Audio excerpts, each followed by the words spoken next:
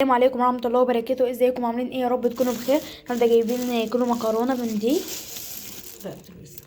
رقبه الوزه، وجايبين شويه القوطه دي يا جماعه. دي صلصه، وهنجيب مرقه.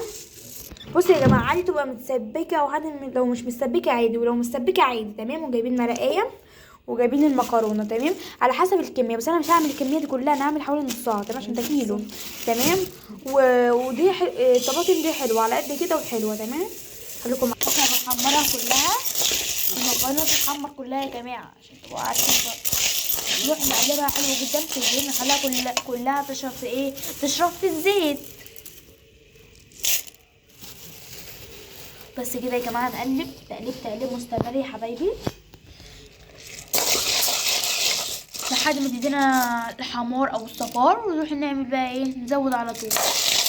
ننزل بقى بالقوطه بالتقليه بالصلصه، ولو الصلصه ما كفاش نكمل بالميه عادي.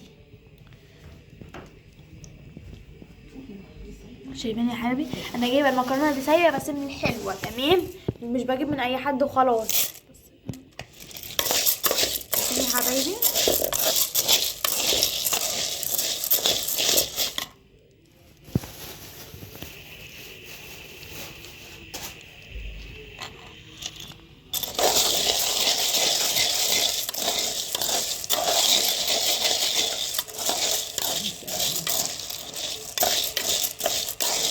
يا حبايبي تقليب مستمر بالمنظر ده.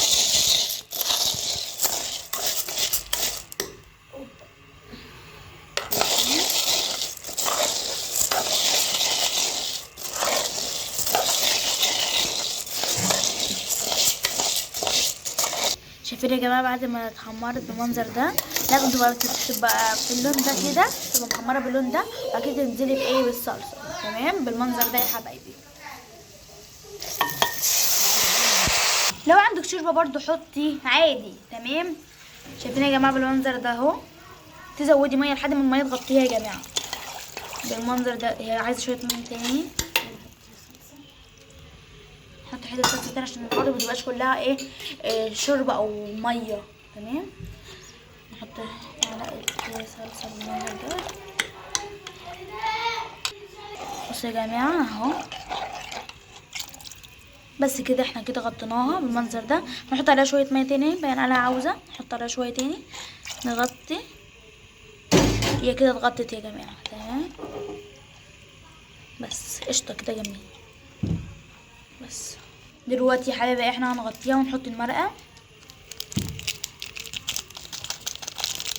شايفين يا جماعه بعد ما طبق المكرونه اتعمل بالمنظر ده؟ شايفين؟